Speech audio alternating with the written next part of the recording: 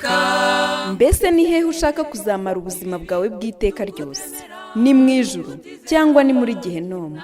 Tega amatwi ijambo ry'Imana ugezweho n'umukozi w'Imana Pasiteri Ntakende Sadoki kuva ku wa mbere kugeza ku wa gatandatu kuva saa 11:45 za mu gitondo. Calvary ni wowe Yesu yashenjaguriwe. Amahoro y'Imana abane namwe mwese abateze amatwi kuri uyu munsi wa none. Reka tugaruke muri rya shuri ryacu ry'ubwenge, aho dukomeje kwiga ubwenge Imana idufitiye hano mu gitabo cy'imigani. Uyu munsi turarebera hamwe ibibazo cyangwa se ingorane umuntu wanga guhanwa aba yiteguye guhura nazo. Uwanga guhanwa abahisemo kurimbuka. Wanga guhanwa abahisemo kurimbuka, ariko ikibazo uyu muntu ntugire ngo aranabyizera. Ntabwo abyizera. Imigani igice cya 11, ndagira ngo uyu murongo ni nawo turafata mu mutwe uyu munsi wa none. Ni ukuri rwose umunyabyaha ntazabura guhanwa, ariko urubyaro rw'umukiranutsi ruzakizwa. Reka twongere dusubiremo aya magambo. Bibiliya iratubwiye ngo ni ukuri rwose umunyabyaha ntazabura guhanwa, ariko urubyaro rw'umukiranutsi ruzakizwa. Umunyabyaha ntazabura guhanwa, ariko urubyaro rw'umukiranutsi ruzakizwa. Bibiliya ikiri kutubwira ni iki? Bibiliya iri kutwereka neza yuko umunyabyaha ibyo yakora byose ashobora kwibeshya ko Imana itamubona cyangwa Imana itabyitayeho cyangwa se ko yabyihoreye, akibwira yuko bishobora kugenda bigahera nta ngaruka bimugizeho. Icyo ni ukwibeshya. Imana ivuga neza no yeruye, ndetse ikanarahira ivuga yuko rwose umunyabyaha atazabura guhanwa. Rero nshuti yanjye uteze amatwi, menya neza yuko umunyabyaha atazabura guhanwa, kandi Imana ishimwe kuko umukiranutsi urubyaro rwe ruzakizwa. Umunyabyaha ntazabura guhanwa. Hari abantu benshi bakeka ko bashobora gukinisha icyaha cyangwa se kwikorera ibyaha ntibabihanirwe, ndetse bagatekereza yuko bashobora kongera bakabikora ntibabihanirwe, yewe bakongera bakabikora ntihagire ikibi kibabaho. Ariko nk'uko nari mbivuze, ibi ni ukwibeshya. Ntabwo umuntu ashobora guhitamo inzira y'ibyaha ngo abure kubihanirwa. Ihame ry'Imana ngira ngo turaribona mu byanditswe byera, aho biri tubwira ngo nimukishuke nimuyobe. Imana ntinegurizwa izuru, ni lazima icyo umuntu abiba ni nacyo azasarura. Sinzi igihe icyo ari cyo, sinzi aho ariho, sinzi n'inyishyu iyo ariyo uzabona, ariko ni lazima uzasarura. Mwene magambo, ni lazima uzabona ingaruka ziva mu byo wowe wahisemo ari byo byaha. Abantu baragambana, abantu bakarya ruswa, abantu bagasambana, abandi bakariganya, abandi bakabeshya, abandi bakangana bakuzura inzangano, abandi bagaca inyuma abo bashakanye. Inzangano mu mitima y'abantu zirasibana, hanyuma barangiza bakishuka ngo ibingibi ntacyo bitwaye, ntacyo nzaba rwose, nta kibazo, ibi nta kintu bizantwara. Nyamara ndagira ngo umenye yuko nk'uko Bibiliya ibitubwiye, ni ukuri rwose umunyabyaha ntazabura guhanwa, ariko urubyaro rw'umukiranutsi ruzakizwa. Umunyabyaha ntabwo azabura guhanwa. Icyo nshaka gutsindagira ni iki, kandi cyatsindagiwe n'ijambo ry'Imana, nuko ari nta kabuza umunyabyaha azahanwa. Umunyabyaha azahanwa. Yewe nshuti yanjye uri hirya no hino uteze amatwi, umenye neza yuko Imana ivuga ko umunyabyaha azahanwa. Ntaho wabihungira, ntaho nabihungira, nta uri munsi y'ijuru ushobora kubikwepa. Ni lazima umunyabyaha azahanwa. Umunyabyaha azahanwa. Ndagira ngo turebe ibintu bigera kuri 3 ahangaha biba ku muntu wanga guhanwa. Umuntu wanga guhanwa nk'uko twabibonye abahisemo kurimbuka, ariko we ubwe ntugire ngo arabyemera. Imigani igice cya mbere umurongo wa 25 kugeza kwa 33, ndagira ngo aya magambo tuyasome. Imigani igice cya mbere umurongo waho wa 25 kugeza kuwa 33. Bibiliya irambwira ngo ahubwo mwahinyuye inama zanjye zose. Wibuke ko turi kuvuga kuri wa muntu wanga guhanwa. Wa muntu wanga guhanwa. Uyu muntu rero ari kubwirwa na bwenge ngo ahubwo mwahinyuye inama zanjye zose, no kubacyaha kwanjye ntimubyitaho. Nuko nanjye rero nzabakina ku mubyimba mwagize ibyago, nzabaseka icyo mwatinyaga kibagezeho. Igihe muzatungurwa n'ubwoba nk'umugaru, ibyago byanyu bikaza nka serwakira, igihe umubabaro n'uburibwe bizabageraho, nibwo bazantakambira nkabihorera, bazanshakana umwete nibazambona.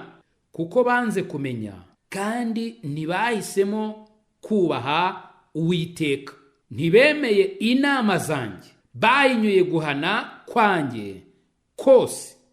Nicyo gituma bazarya ibiva mu ngeso zabo, kandi bazahazwa n'imigambi yabo.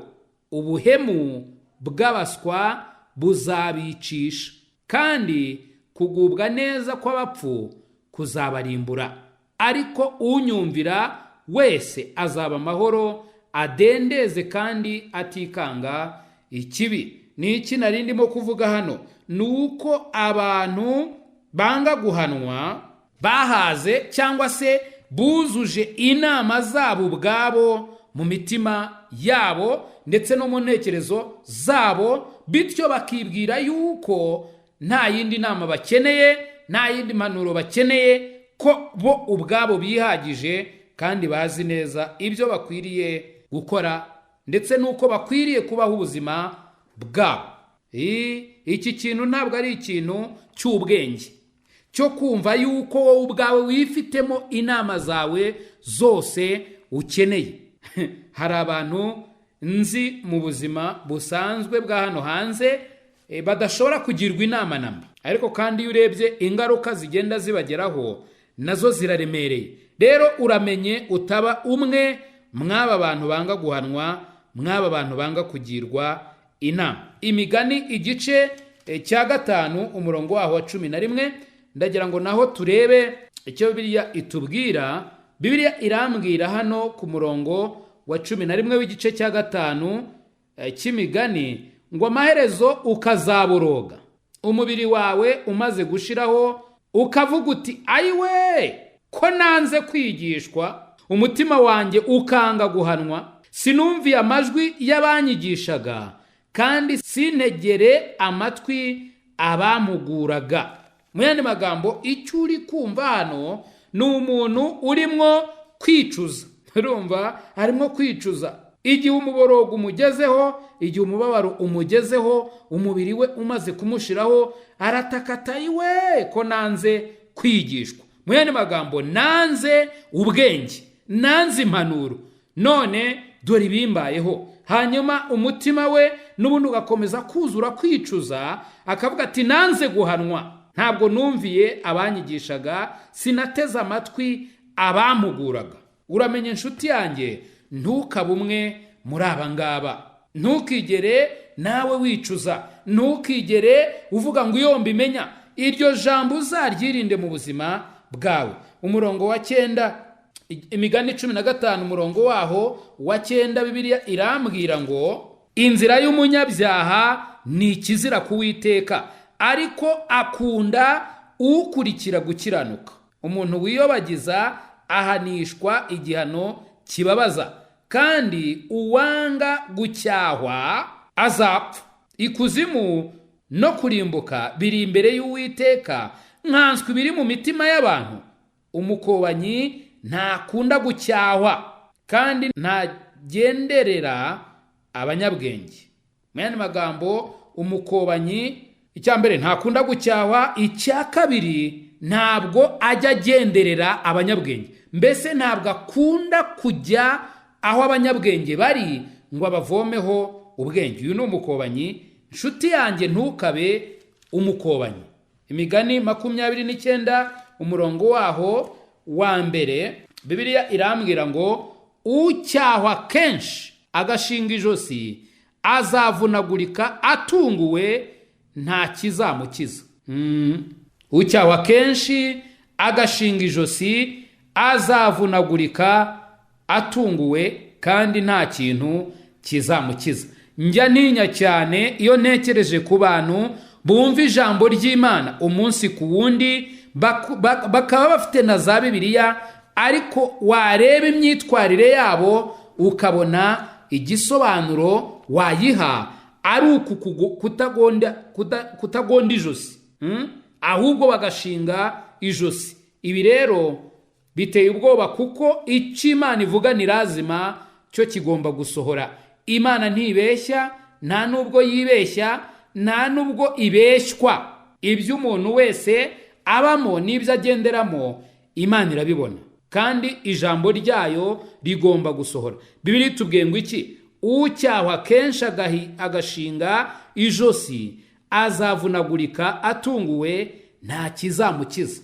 Uyu rero yaba umuzungu, yaba umwirabura, yaba umukire cyangwa umukene, yaba uciye bugufi, yaba uworoheje cyangwa ukomeye, ni lazima buri muntu wese iri jambo ririmo kurasaho ibi bizamubaho. Imigani igice cya 9 umurongo waho ni uwa 7, ndagira ngo tuharebe. Imigani igice cya 9 umurongo waho wa 7, Bibiliya iravuga ngo ucyaha umukobanyi aba yikoza isoni, kandi uhana umunyabyaha aba yihamagariye ibitutsi. Uramenye ujye wirinda, hari abantu rwose utakwirirwa ujya guhana cyangwa gucyaha. Ntabwo nshatse kubavugaho ngo nerure, ariko ndumva biyizi. Umuntu wabwira uti urimo gukosa akagutuka, wabwira uti yewe iyo nzira urimo ntabwo ariyo, ukaba ugiye kwikoza isoni.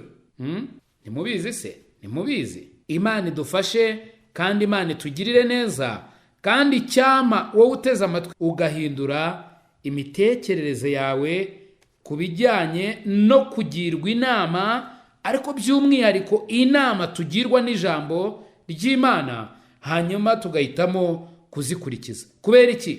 Uwanga guhanwa abahisemo kurimbuka. Nutemera guhanwa n'ijambo ry'Imana, nutemera kuyoborwa n'ijambo ry'Imana, nutemera inama z'ijambo ry'Imana, ni lazima ubuhisemo kurimbuka.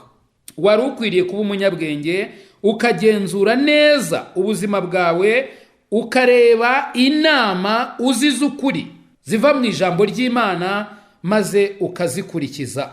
Ibidakwiriye uzi wagenderagamo ukabyihana, ukabishyira kure y'ubuzima bwawe. Bitabaye ibyo, Imana yo ubwayo izaguhana. Nutihana, Imana izaguhana. Kandi cyakubera cyiza ntabwo ari uko wahanwa n'Imana, ahubwo icyakubera cyiza ni uko ubwawe wakwihana. Iyo wihannye ubona amahoro, kandi ugirana amahoro n'Imana. Ariko iyo utihannye ugirana amakimbirane n'Imana, kandi Imana iraguhana. Kandi iguhannye nyine, menya neza yuko ibyo atari ibyo kwishimirwa. Mana, ufashe ubwoko bwawe uyu munsi wa none babe abakunda guhanwa, be kuba abanga guhanwa, kugira ngo bataba bahisemo kurimbuka. I Calvary ni wowe Yesu yashenjaguriwe. Nshuti mukundwa, mbese aho izina ryawe ryanditswe mu gitabo cy'ubugingo? Ese impanda ivuze Yesu agarutse nona, cyangwa uramutse uvuye mu mubiri, wizeye neza 100% ko wajya mu ijuru? Ndakwinginga ngo uyu munsi utekereze ku iherezo ryawe. maze ufate umwanzuro uruta iyindi. Imana iragukunda kandi Yesu aragutegereje. Ngwino, tebuka aguha agakiza, akuruhura umutwaro w'ubwoba, aguha amahoro, umunezero n'ibyiringiro byuzuye byo mu mutima. Ukeneye ubundi bufasha, waduhamagara kuri izi nimero: 0783 00 16 46. Imana iguha umugisha. kuba ari wowe munyabyaha gusa uhari, ntibyari kubuza Yesu kuza hano kugupfira, ntiwaburira imbabazi ku bireba.